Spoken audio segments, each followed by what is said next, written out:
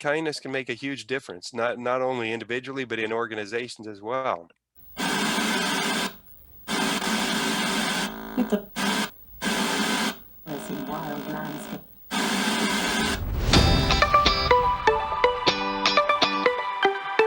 Hello, everybody. I'm Brendan Rogers, the host of the Culture Things podcast. This is episode 42. Today, I'm talking with Randy McNeely. For over 20 years, Randy worked in the information technology, information security, and cybersecurity arena, working across multiple verticals, including healthcare, Department of Defense, intelligence, community, and consulting services. Following the mass shootings in California and Texas in July 2019, Randy authored the book, The Kindness Giver's Formula, 4 simple steps for restoring light, hope, love, unity, and peace to our troubled world. He then pivoted away from cybersecurity and information security to focus full-time on kindness advocacy for individuals and within organizations. Randy loves people and has always been a passionate advocate of kindness and the effects of kindness on individuals, both personally and professionally. He firmly believes in both the positive engagement and economic power of kindness and the amazing ability kindness has to strengthen personal and professional relationships, which are the key to success in business and in life. To that end, he recently founded the PEPOK Institute, specifically to provide cultural transformation solutions for both organizations and individuals. Randy is known as the Chief Kindness Officer. Randy's married to the amazing Kimberly McNeely, and they are blessed to be the parents of 5 children, 4 daughters and 1 son. The focus of our conversation today is leading with kindness and how kindness can create a world-class culture. Randy, welcome to the Culture Things podcast. Thank you very much. I appreciate it. It's a wonderful opportunity to be here with you. Thank you. I appreciate that kind introduction. Absolute pleasure, mate. What I will get you to tell a little bit more about yourself and what got you into kindness. But first of all, tell us, what does PEPOK Institute mean and what is that about? PEPOK stands for the Positive Engagement and Economic Power of Kindness. And it's basically my organization that I have founded to be able to work with individuals and organizations to help them create world-class cultures, personally and professionally. I'm a certified culture-wise consultant, and I work with organizations. I look for organizations anywhere from 20 to 100 people who may already have a pretty good culture, but I help them take it to the next level by helping them codify that culture, meaning they identify the behaviors that have enabled them to create the culture that they have, and I put the methodology around introducing habits and rituals around those behaviors so that they can practice them continually and ingrain them into the organization over time. So let's say the owner leaves, but they want to leave a legacy of having that wonderful culture continue for generations, for decades to come.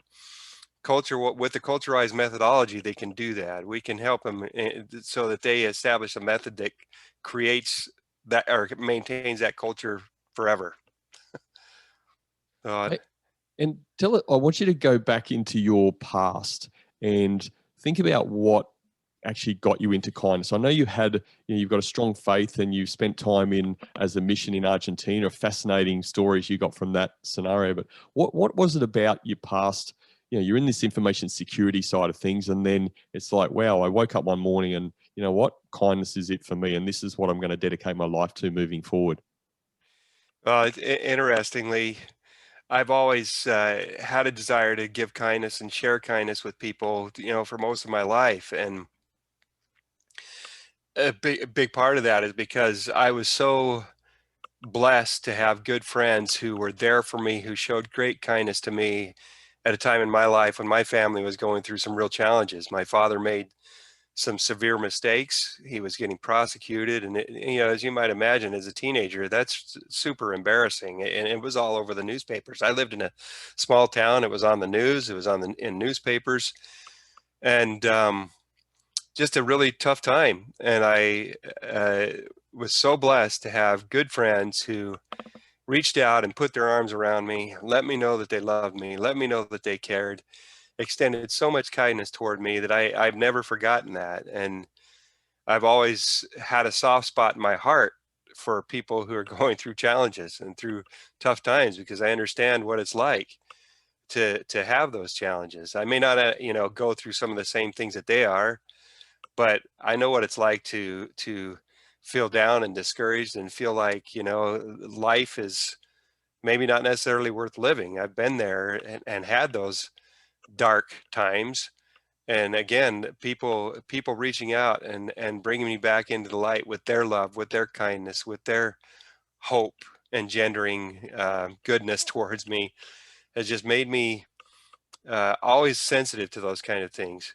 So coming back to why would I had a good career. I've been a consultant and had great opportunities in the information security world, and that hasn't changed. I mean, the need for cybersecurity and information security and protection of digital data has not gone away. It's going to just continue to grow. But there's a massive gap in our society, in the sense that we hear about climate change, physical climate change, all the time, and all the things that are happening and the things we need to be doing to take care of our world, our planet, which, it's important. We should be taking good care of our planet. What we don't hear about is the societal climate change that's going on. So many more there. I mean, just a perfect example here in the United States this last year, so much division and divisiveness because of the election and because of politics, and all the racial unrest and upheaval, the protests and the riots and the, businesses and lives being destroyed because of anger, and all that erosion that is going on in society because of those things, in our society particularly. But it's not just limited to the United States. Civility seems to have gone out the window in so many ways. And then all the, of course, the violence surrounding, the shootings. We had so many shootings here in the United States last summer. And I just got to a point where, I can't sit back and not do something.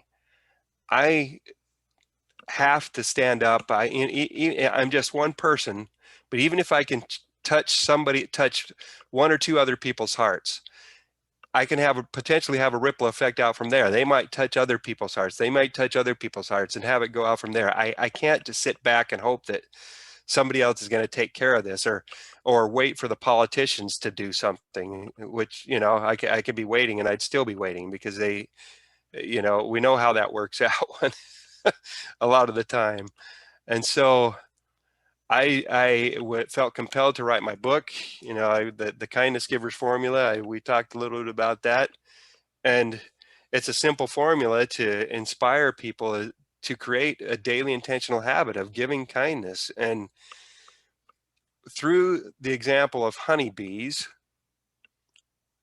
I can talk to people about that, bringing up the example of honeybees. Through little simple acts, we can make a big difference. Honeybees only live 6 to 8 weeks. In that time, they travel to thousands and thousands of flowers. They travel an equivalent distance of where they could circumnavigate the globe with the amount of miles that they travel in 6 to 8 weeks. And they're gathering nectar, yet they come back and they only produce 1/12 of a teaspoon of honey, each individual bee.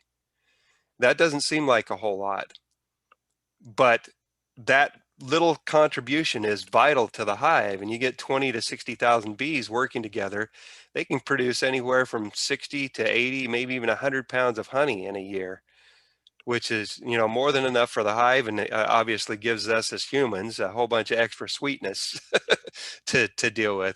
Same thing with our little tiny actions.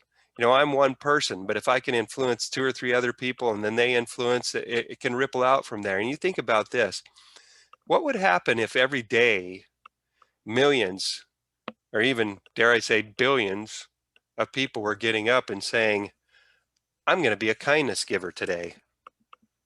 I'm going to look for ways that I'm going to think of and plan potential ways to be kind.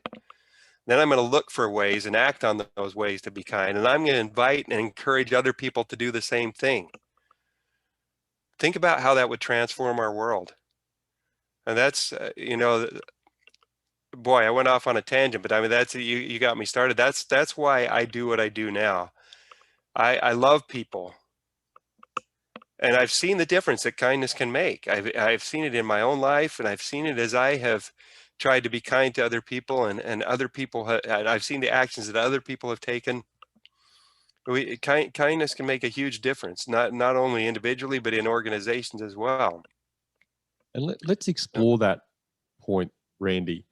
I can ask you the simple question about, what does kindness look like? But let's put this kindness thing into action. How about you share a moment where you felt this is a really memorable moment for you, where somebody has shown you an extreme level of kindness, and how that's made you feel, what you've done off the back of that? Oh my goodness. There's been so many different things, but I'm going to go back to that time when I was a teenager. I was 14 years old. For some reason, even though, I don't know why, my friends asked me to be our class representative at my junior high school, the middle school, if you will, for grades 7 to 6, 7, or 7, 8, and 9 at the time. They asked me to be my class representative, and the student body president, who was over the whole student council, asked me if I would type up the agenda for a meeting that we were going to have. And so I typed up the agenda. I got there early. I set the agendas out on the desks because there are going to be, like, I don't know, 10 or 12 other students in that meeting. And one of my friends, a beautiful young lady that was a cheerleader, she was always happy and kind and nice to everybody. She comes bouncing in the class, and she's always bubbly, always just always energetic, kind of like the Energizer Bunny. But she picked up one of the agendas, and she looks at it, and she says to me, did you know you misspelled the word miscellaneous? And she didn't, it wasn't in an unkind way. She was just pointing out. I picked it up, I looked at it, and I was like, oh my gosh, inside I'm dying. I'm sitting here thinking, golly, but I said, oh, I did. I guess you think I'm pretty stupid, huh? That's what I said, because that tells you where my self-esteem was at the time. That's how I felt about myself. And without missing a beat, she responded back and said, oh, no, I don't. I think you're pretty neat. And I've never forgotten that, Brendan. At the time, I had no idea how much I needed to hear that. No idea. But it pierced me right to the heart. And I literally, I said, thank you. But then I turned and walked out of the room. I got outside in the hall, and there was nobody in the hall. It was in between class, or it was during class. I ran to the bathroom, locked myself in a stall, and just sat there and cried. I cried because somebody thought I was neat. And for me, but from my own experience, I felt like that was, that God was telling me, hey, you're okay. You're okay. And you're going to make it through this challenge, through these challenges. And I've never forgotten that. And so that has been a driver in the back of my mind, a big driver for me wanting to give back and to give kindness to other people. I mean, there's been a whole bunch of other experiences, but that one in particular, I've told that story, and it's impacted people all over the place, all over the world. I shared that story in an interview I did yesterday with a lady in the United Arab Emirates. I've shared it in a bunch of other places, and people have come back and told me, how much they appreciated it, because not because I'm trying to hold myself up as a light or anything else like that, but it's just a simple example of the power of words and how they can ripple out through time. I mean, for crying out loud, it's been 36 years since that happened, and I remember it like it was yesterday. And so if she can have that kind of effect on me, what kind of effect can my words, the things that I'm saying, have on other people? If I can be kind and say, let somebody know that I'm thinking about them and have that kind of impact, and I'm going to try to do it every single day if I can, in everything I do, because I never know. You never know. We never know when we're going to have that kind of impact on somebody. She probably didn't even think about it. In fact, I talked to her about it. Must have been 25 years later. She's like, "Really?" I, I was just pointing. I was just being nice, but I mean, she had no idea how much it had impacted my life. So that's just that's really what drives me, and that's now, in organizations that I've worked in. I have a boss. Let me rephrase that. I have a colleague that was my director, that bringing this experience into a modern time, he did the same thing. I made a mistake that cost our company, it unfortunately cost our company about like $10,000 or something like that, or $15,000. And I was really kind of feeling down on myself, but he said to me, he says, "Well, so what you going to learn from this experience?" and that's all he said. He didn't get mad. He didn't get upset. He said, he says, "Take this, learn from it, and do better next time. I'm confident that you will." And that really, when he said that, that experience, that previous experience with my friend, came immediately into my mind, and I just thought, wow, this guy gets it. He understands how to treat people and how to help them maintain their confidence or have confidence in a situation where he could have really just smushed me. You know, Right. Such fantastic examples, very impactful examples. Thank you for sharing. And the phrase or quote that's just ringing in my ears is that people don't remember what you do, but they remember how you made them feel. exactly. And it's just so powerful. So once again, thanks for sharing that. And in this, thankfully, we're recording this video episode as well, so people will be able to see the emotion.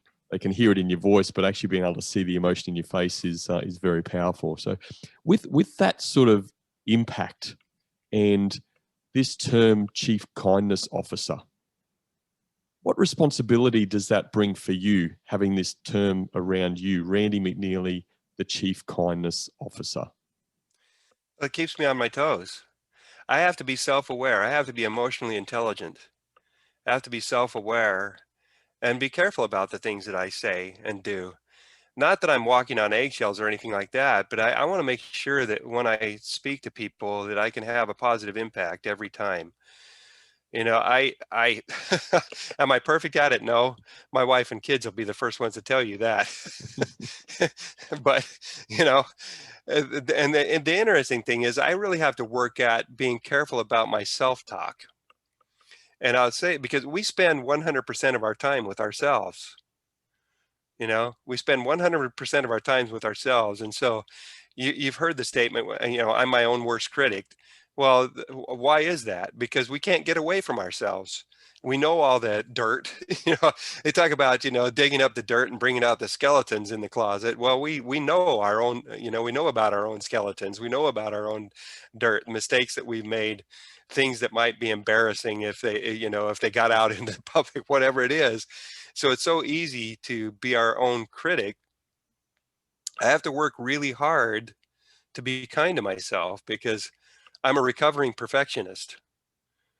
I've in the past I've really had a hard time with not trying to be perfect at everything, and you can't. Nobody can.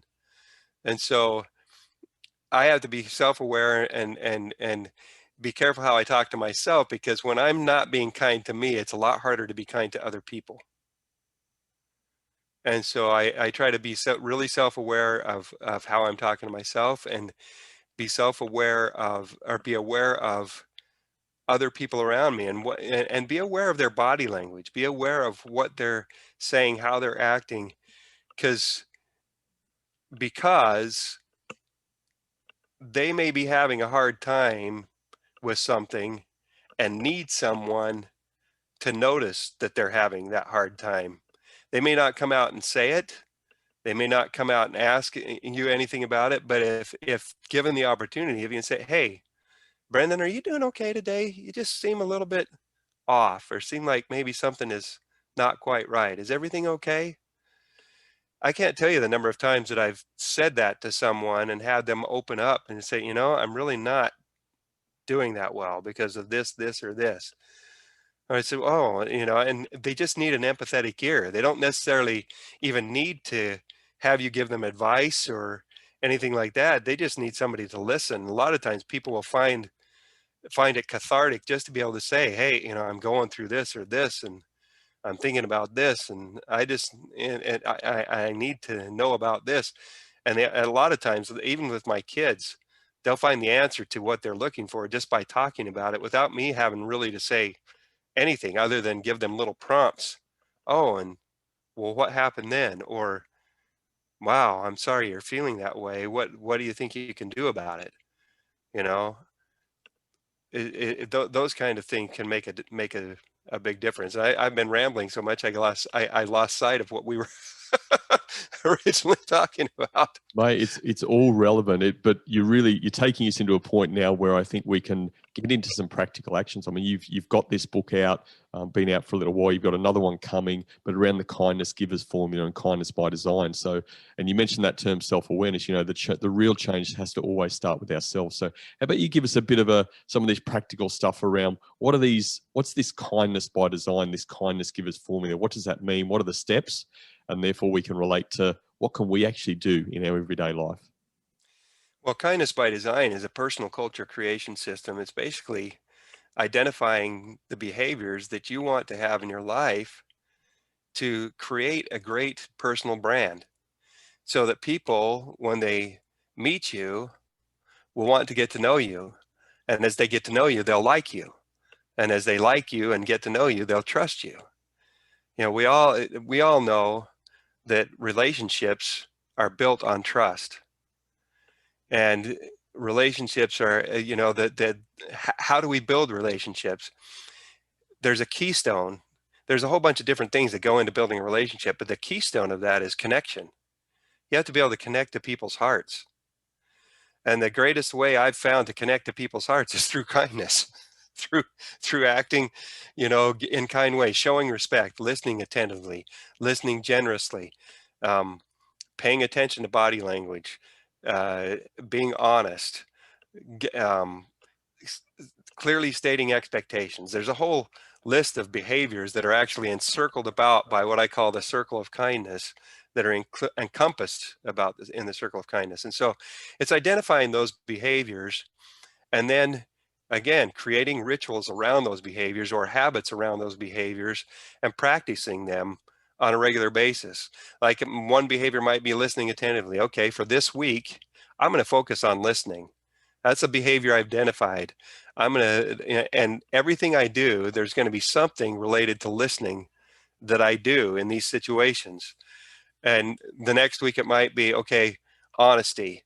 I'm going to practice complete honesty. I mean, we always try to practice that all the time, but I'm going to create these little habits around honesty, thinking about that. So it's top of mind this week. And then the next week, it might be a different behavior.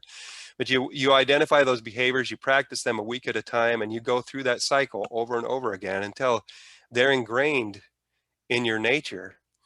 And it's the same thing with organization, with culture wise, with ingraining kindness into an organization or building a world-class culture is identifying those key behaviors, those fundamental behaviors, and then creating rituals and habits around those behaviors and practicing them one behavior at a time, one week at a time, over and over until you go through a complete cycle and over again. And it really ingrains that in the DNA of the organization. So not only, so many organizations will write their values and their mission and their vision and they post them up on a wall, but they don't take the time to okay, well, what behaviors do I need to have in order to really put those values, those beliefs into action, into practice? Too often people will merge or interchange beliefs and values and behavior when they're really two separate things. Beliefs drive the behaviors that you take. And if you haven't identified the behaviors, or the appropriate, the how do I put that? If you haven't identified the behaviors and are taking specific actions, you may not be upholding the values that you've listed up on the wall. Doesn't matter what you have written there, it's what you do that matters. And so those are the things around kindness by design and culture wise. Now, if you're just talking about ingraining a daily habit of intentional kindness giving, simple, easy formula, and it's in this book, The Kindness Giver's Formula. And I really went through it earlier. It's every day get up and determine I'm going to be a kindness giver. Every day get up and think, take 5 minutes or 10 minutes, however long you need, but think about where you're going to be, who you're going to be with, what you're going to be doing, and plan in your mind potential opportunities to be kind in those situations. If you're going to be going to work, okay, I know I'm going to see Debbie, I know I'm going to see Bill, I know I'm going to see Bob. What good things have they done recently? How can I compliment them, or I can at least say hi and smile, or whatever it is, and so plan out those potential things and then go forward and look for and act on opportunities to be kind.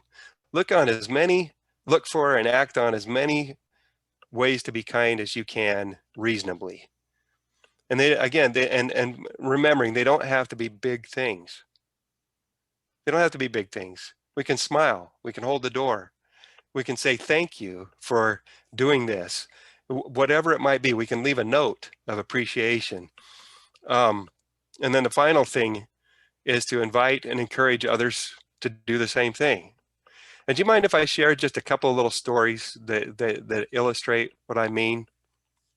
Absolutely not. Feel free, Randy.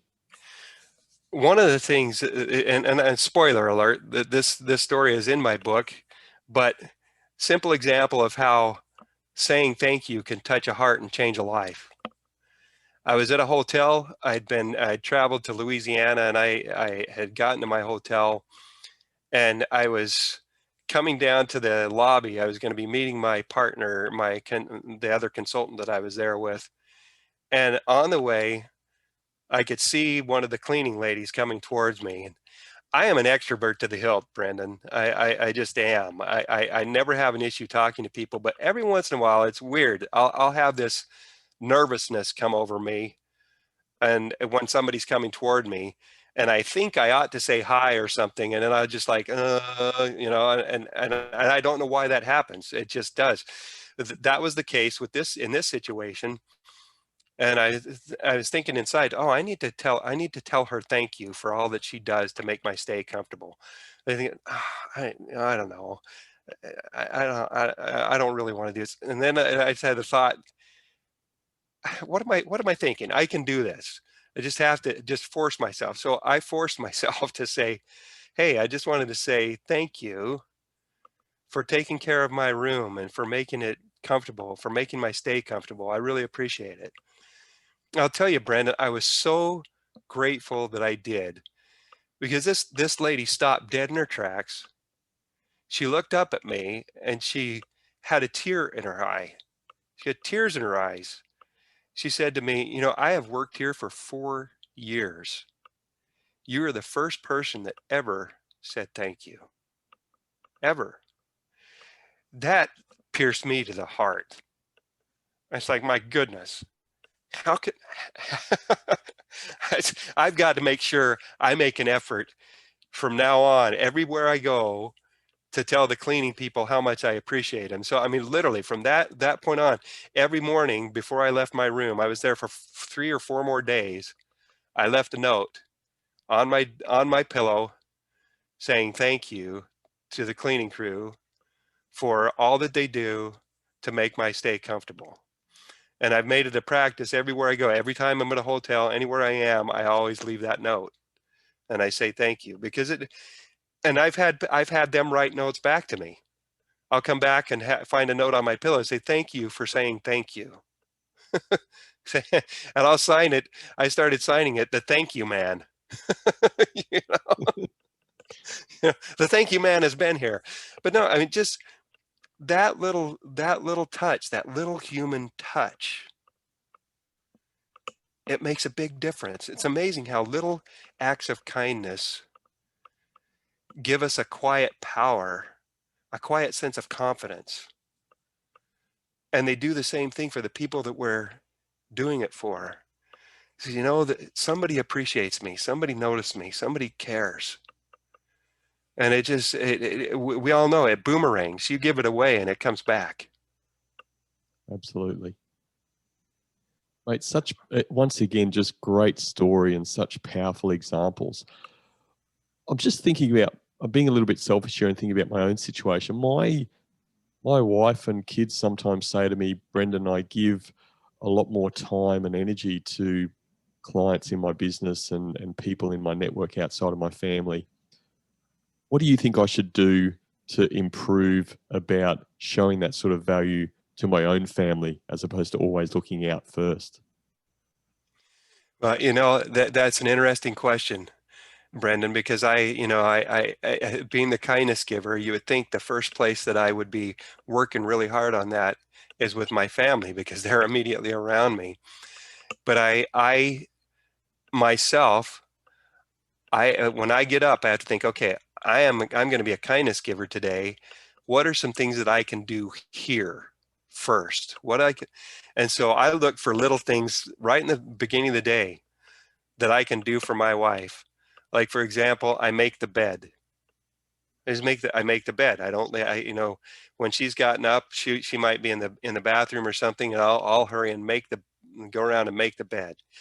I will write a note to her and say, hey, baby, I think you're beautiful, or I love you, or something. And I'll stash it in her purse. I'll put it in her somewhere else, somewhere where she won't see it immediately, but she'll find it during the day. For my kids, I'll do some of the same things, or they're assigned to do a chore of like doing the dishes or something like that. Well, I'll go in. We have a dishwasher. They have to load the dishwasher and then do the hand washing and stuff like that. I'll do a 1 minute contest with, I'll set the timer on the microwave. We have a timer, and excuse me, got about to belch to the audience. That wouldn't be a good thing. And I set that timer and I do a contest in 1 minute. How many dishes can I load in a minute? And I try to break my record, you know, and I'll count the number of things I try to break my record without breaking any dishes. It's a funny sport, Randy. Things like that. But I mean, just simple things I can do. My mother-in-law lives here, and I'll go out and, you know, it's been really cold the last few days. So and when her or my wife are getting ready to go somewhere, I go out and start the car for them, and I scrape the windows off before they leave, so that they don't have to worry about it. It's just those kind of little things. So anything you can do, any little thing you can do, if there's something that you know drives that your wife does, but she doesn't necessarily like to do, some little thing, take the time to do it. Take the trash out, take the dog for a walk, or whatever it is. Little things like that. Look for simple things you can do and just do them. And you'll be amazed at how at first she may not say anything, but she will, and your kids may not say anything, but they will notice. They will notice, and they'll say, hey, you know, where's Brendan and what did you do with him? No, Mate, no, thank you. I'm sure that they'll notice and they'll appreciate it. Does that make any sense? It makes perfect sense, and absolutely. And the most important thing I take away from that is that it's really these very, very simple things, and extending on that simpleness, I suppose, and relating this also back to organizations and cultures within organization, and kindness being a foundation of world-class cultures. What would you say to the naysayers out there? I suppose there's lots of leaders out there, there's lots of businesses out there that spend an awful lot of money on some pretty fancy tools and training, and all that sort of stuff around creating better cultures. This stuff doesn't cost any money. What would you say to these people about, hey, this is what you need to do as particularly a foundation, and you can start straight away? First thing is think about what is the cost of not having a good culture. Look at what the cost is. What is the cost to you loyalty-wise if someone in your company is treating other employees or colleagues poorly? What does that cost you? Increases turnover goes up, creativity goes down, productivity goes down, innovation goes down. What is that costing you? Now, it's hard that those are kind of tangential numbers that or things that are squishy, if you will. You can't necessarily put a number on that, but you know what happens to morale. And when morale goes down, how does that affect your bottom line? You have more friction, you have more tension, you have more contention between people.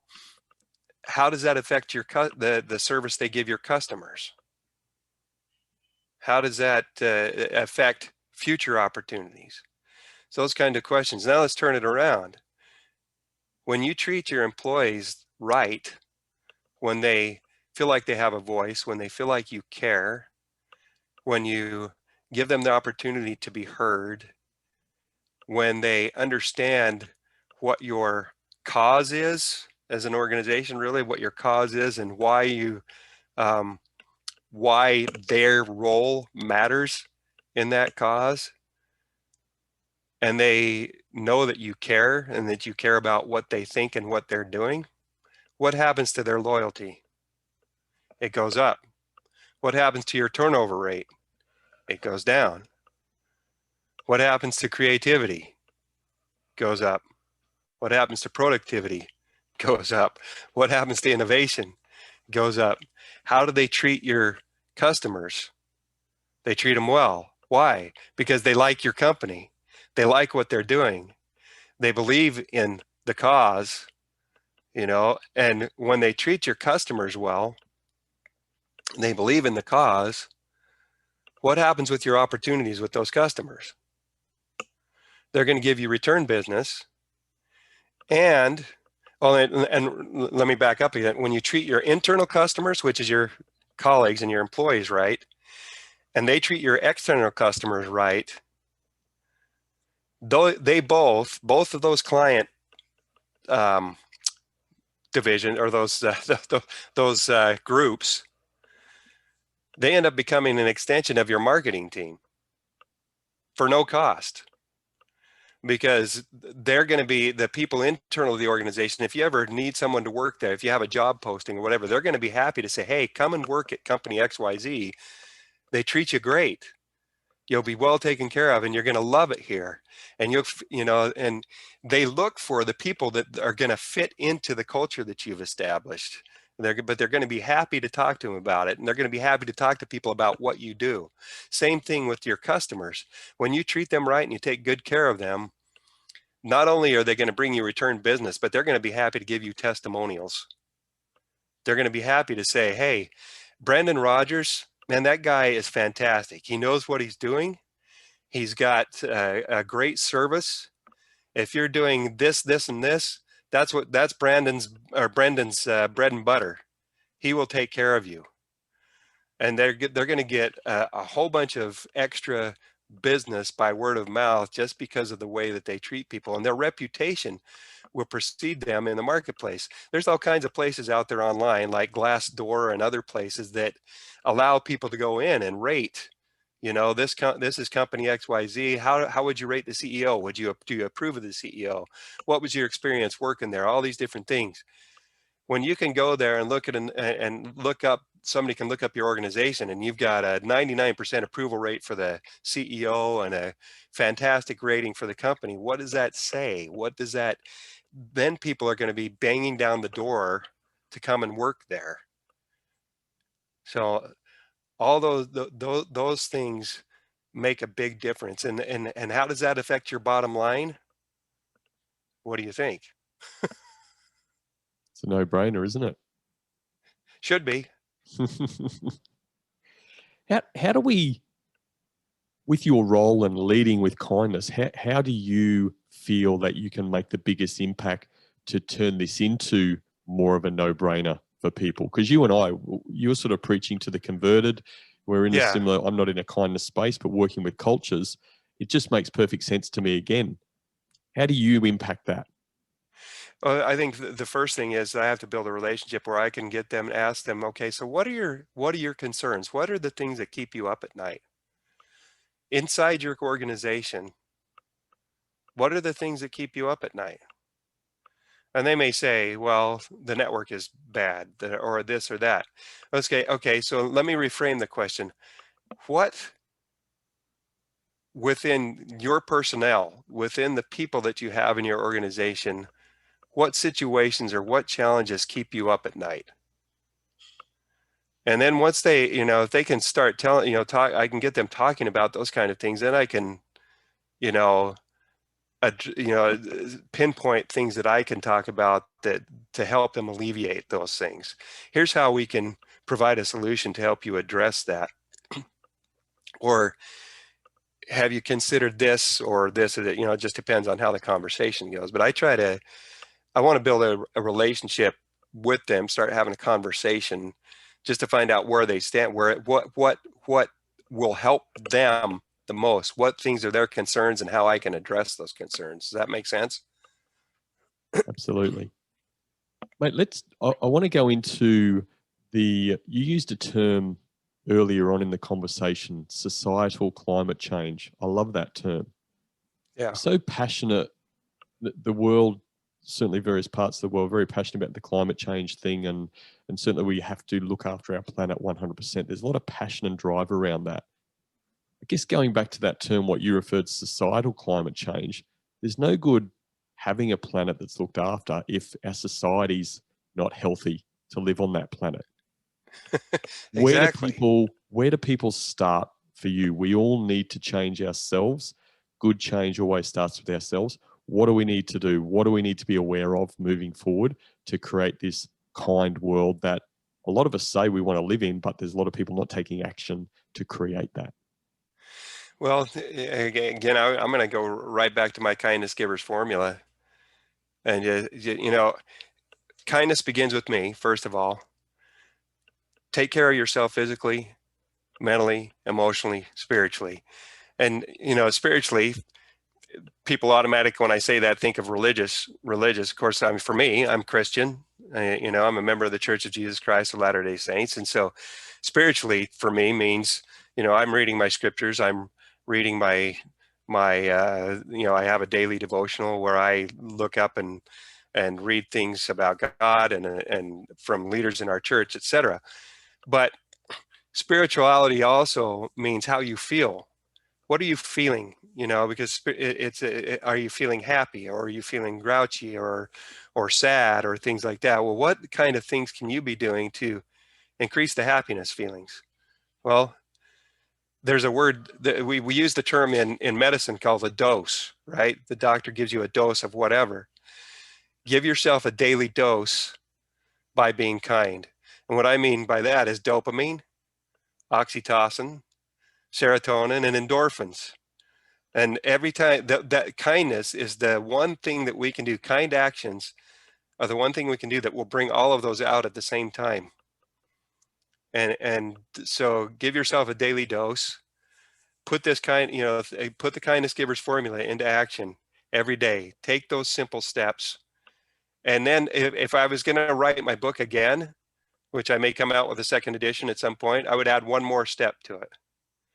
And that's at the end of the day, take a few minutes and reflect on how your day went and on any experiences where you were kind or someone was kind to you, and write down a few things about how that impacted you. And it's amazing how when you're counting those blessings, if you will, and showing having gratitude for those things, it ingrains it in your heart.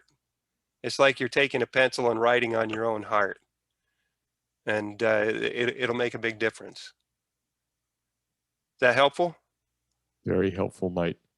I want to just also refer back to you and I had a really lengthy conversation actually before we started to hit the record button earlier. One of the things you said in that conversation, and I wrote it down because it really resonated, was our thoughts precede our actions. Can you explain that a little bit? Well, there's the old saying, we become what we think about. And honestly, if we're thinking about how we can lift and build and serve others, and coming from that perspective, from that lens, personally and professionally, it's amazing how, that kind of positivity attracts people just like honey attracts bees. Or nectar attracts bees, like flowers attract bees. It's almost like the people that when they come into the room that are positive, that are upbeat, that have a good attitude, and they're like the moth flying straight at the light that's shining like that's sitting there buzzing around. Everybody buzzes around those people, and the truth of it is as we become positive ourselves and look for ways to uh, continually lift and build those around us, our relationships, our ability to create trustworthy and powerful relationships is going to continually increase, and we'll be able to make a big difference that way.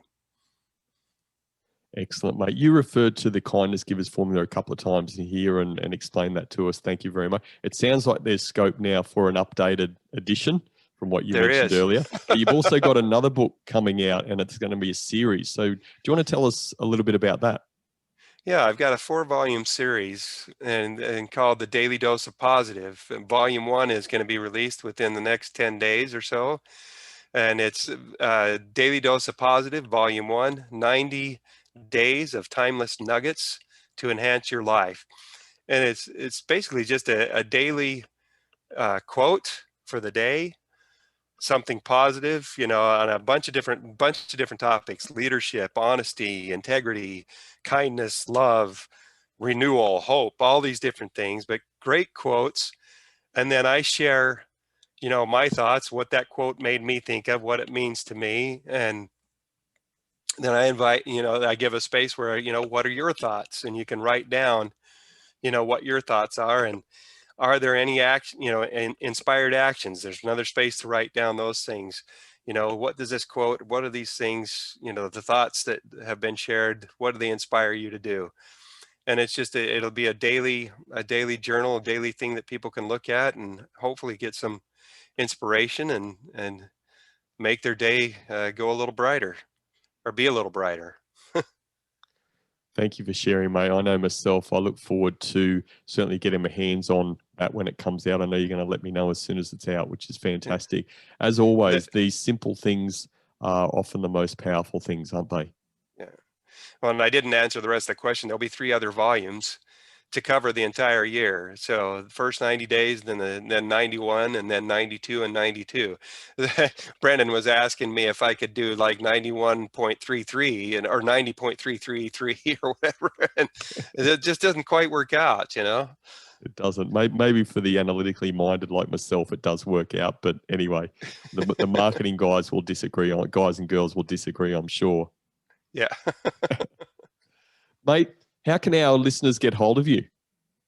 They can find me at randymcneely.com or PEPOKinstitute.com, PEPOK institute.com, or I'm on LinkedIn. They can find me there.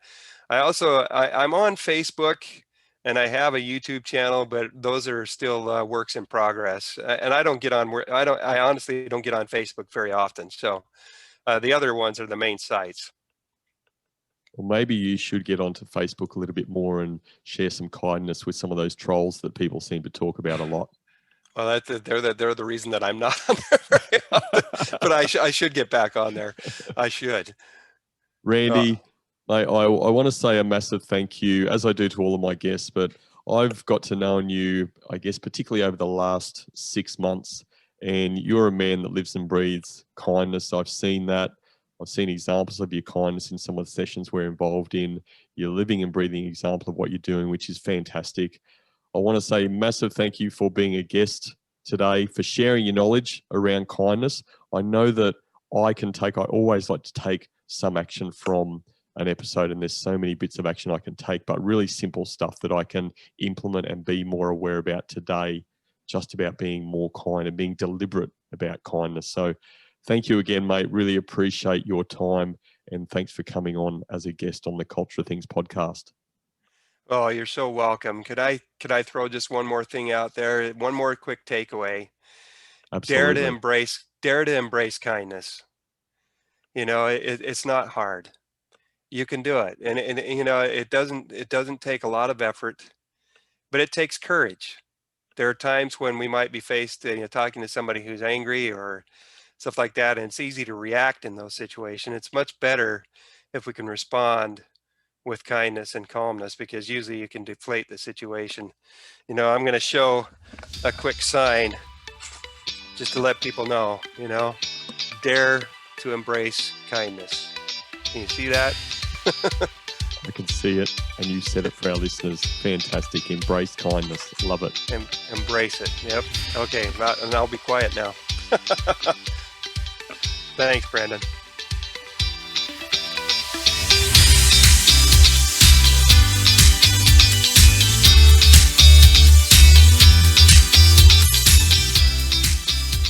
Randy lives and breathes kindness. His kindness givers formula is a simple solution that can have a powerful impact on achieving improved results on what he calls societal climate change. Every day, get up and determine that you are going to be a kindness giver. Plan in your mind opportunities to be kind during the day. Go forward, look for and act on opportunities to be kind. And these don't have to be big things. Invite and encourage others to do the same. And at the end of the day, reflect on how your day went and on any experiences where you were kind or someone was kind to you and how that impacted you. Kindness can be the best pandemic we can ever spread. An act of kindness is like throwing a stone into a pool of water. The effects ripple out to others and it keeps going. All it takes is one person to throw the stone. Randy is that person. These were my 3 key takeaways from my conversation with Randy. My first key takeaway: leaders speak the kind truth. It's not about being nice, it's about being kind. Being kind means that you care about people. And this care factor means you have real conversations with people to help them improve. Leaders always speak the kind truth. My second key takeaway: leaders will be the change they want to see. A real leader, irrespective of their position, won't wait for others to make the change. They'll take on the responsibility themselves. They'll live the change they want and then have the kind conversations to reinforce it to others. My third key takeaway: leaders build people up. Through acts of kindness, leaders give people confidence. This confidence leaves a positive impact on the people you interact with. This will always be remembered. Spend time building people up, not knocking them down. In summary, my 3 key takeaways were: leaders speak the kind truth. Leaders will be the change they want to see. And leaders build people up. If you want to talk culture, leadership or teamwork, or have any questions or feedback about the episode, you can leave me a comment on the socials, or you can leave me a voice message at thecultureofthings.com. Thanks for joining me, and remember, the best outcome is on the other side of a genuine conversation.